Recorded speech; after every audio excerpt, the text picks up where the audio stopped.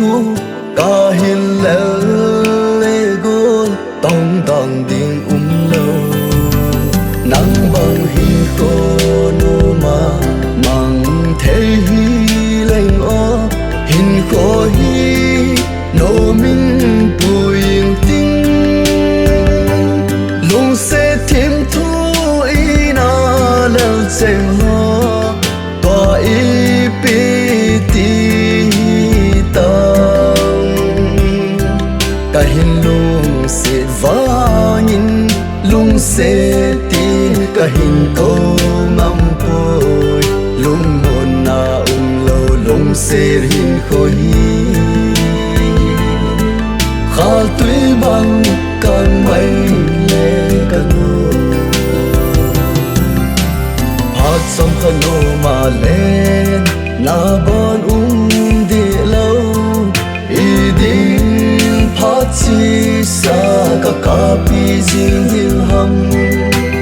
lung lại na em cô na chim thu lâu chẳng ho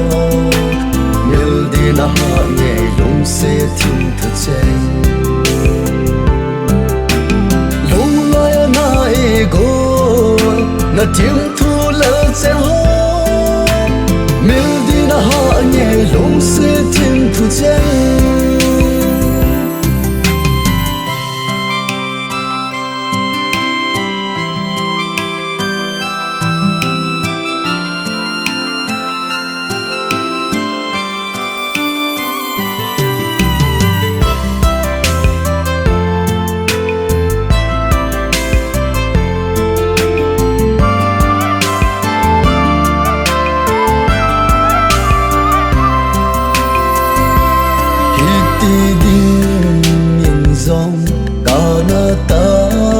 sân phôi lung sẽ na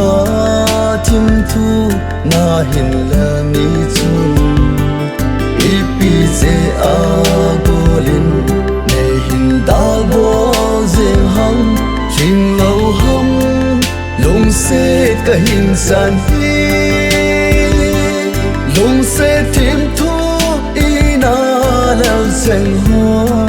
tòa ipi ti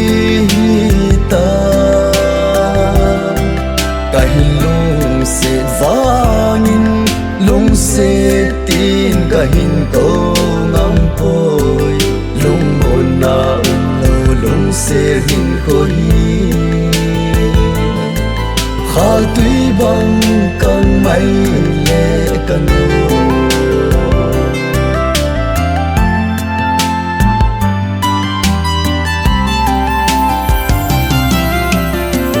xong khăn nô mà lên na bon đi lâu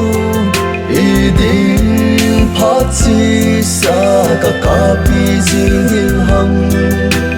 lung lại na em cô na chim thu lâu chẳng ho miêu đi na hạ nhẹ lung sẽ thiên thật chênh lung lại na em cô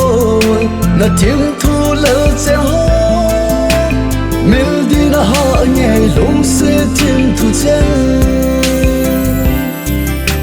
miêu đi na hạ nhẹ lung sẽ thiên thu chênh